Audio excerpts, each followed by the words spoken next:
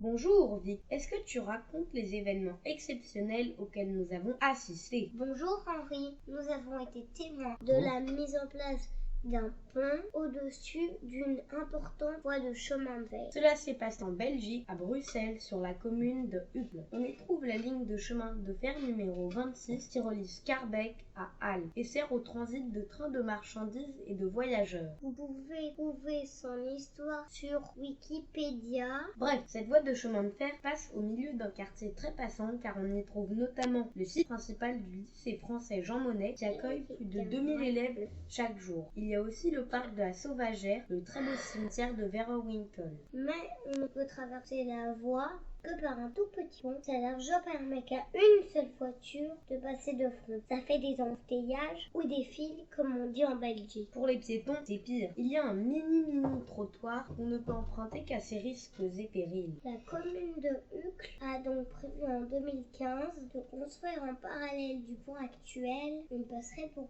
piétons. Il y a 4 ans, on a vu apparaître un permis d'urbanisme, puis pas grand chose de visible, si ce n'est la construction des piles en béton à l'été 2021. Entre-temps, de nombreuses personnes travaillaient dans l'ombre. Les travaux sont financés par Belliri. Le cabinet d'architecte Mars Sommers, avec le bureau d'études Arcadis, ont dessiné une passerelle très design.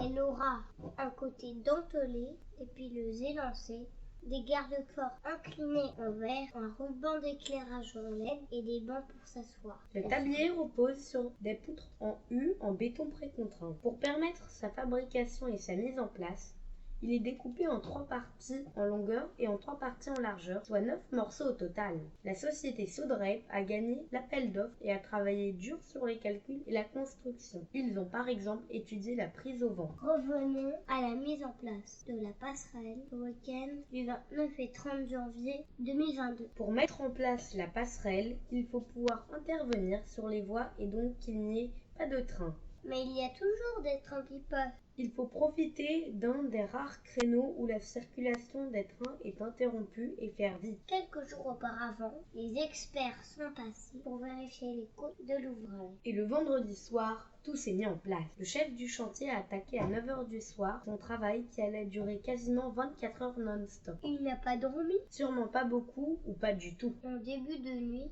une première grue rouge est arrivée à gauche. Un peu plus tard, une énorme grue bleue est arrivée à droite. La voici prise en photo de jour. Tout est en place pour la première étape. L'équipe a passé l'essentiel de la nuit à mettre en place les piles métalliques qui soutiendront le tablier et à préparer les appuis. D'abord la pile gauche, puis la pile droite. Il semble que les piles soient positionnées une première fois, soit positionnées une première fois pour vérifier. Puis retirées pour réaliser quelques travaux et enfin mise en place pour de bon. Pendant tout ce temps, un géomètre vérifie à la lunette et dans les documents que tout est exactement au bon endroit. Au petit matin, une grue énorme est arrivée côté gauche au moment du lever du soleil. Une grue comparable était déjà arrivée en face. Après son arrivée, il y a tout un travail pour qu'elle mette en place ses appuis et charge ses contrepoids. Nous avons donc à gauche une grue jaune qui déposera les 3 éléments de tablier les plus à gauche et à droite une grue bleue qui déposera les 6 autres éléments. Il y a un ordre précis. On commence par la travée du milieu, puis celle contre le pont, puis la travée extérieure, et toujours de gauche à droite. Des anneaux en acier ont été fixés dans le béton pour que les tronçons puissent être soulevés par des grues. Chaque tronçon est apporté par un énorme camion de convoi exceptionnel. On peut maintenant attaquer la mise en place du premier morceau de tablier. Le ciel est gris. Une pluie fine commence à tomber. Il fait froid. Les conditions ne sont pas agréables. Cependant, les choses s'enchaînent assez vite. Le deuxième morceau est installé. Chaque morceau pèse environ 20 tonnes. La passerelle fait plus de 37 mètres de long, 5 mètres de large et est située à environ 8 mètres de hauteur par rapport aux voies. Puis, le troisième tronçon est mis en place. Ça y est, on peut passer d'un bord à l'autre. Les 2 grues s'activent en même temps. Quel balai parfaitement organisé!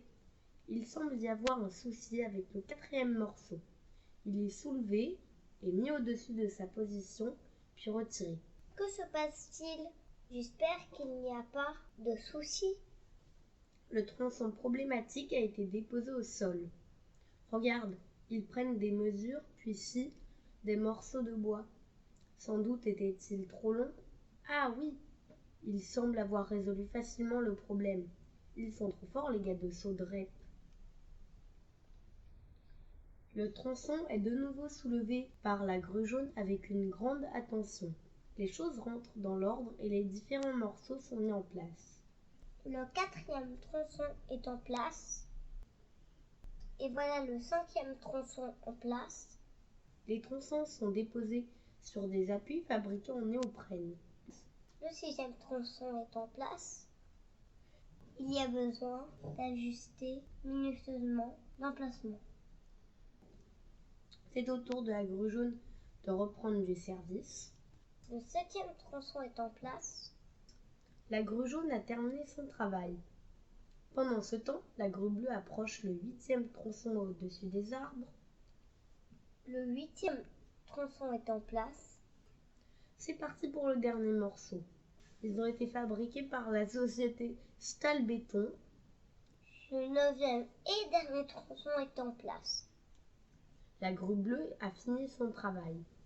Sitôt après avoir déposé le 7e morceau, la grue gauche commence à être retirée. Un énorme camion s'approche en marche arrière au prix de manœuvres très délicates.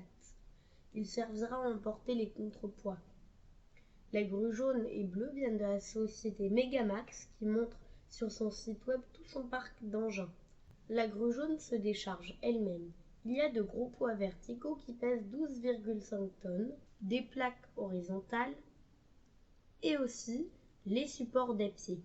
Ceci prend un moment. Puis, la flèche télescopique se replie complètement. C'est impressionnant.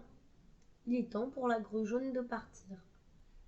L'équipe nous a dit qu'il commençait le chantier suivant le soir même à 1h30 du matin. Ce sont des grues de 300 tonnes très rares. On m'a dit qu'elles coûtaient plus de 2000 € par jour à louer. Le tablier est complètement posé. C'est superbe. Bravo l'équipe Sodrap. Non seulement ils savent construire de beaux ponts, mais en plus ils sont super sympas. Mais il reste encore du travail. L'équipe met en place des barrières de protection temporaires et découpe des coffrages pour pouvoir couler la dalle ultérieurement. C'était un sacré chantier à observer. On a eu beaucoup de chance. À bientôt, Vic. À bientôt Henri. À bientôt les amis.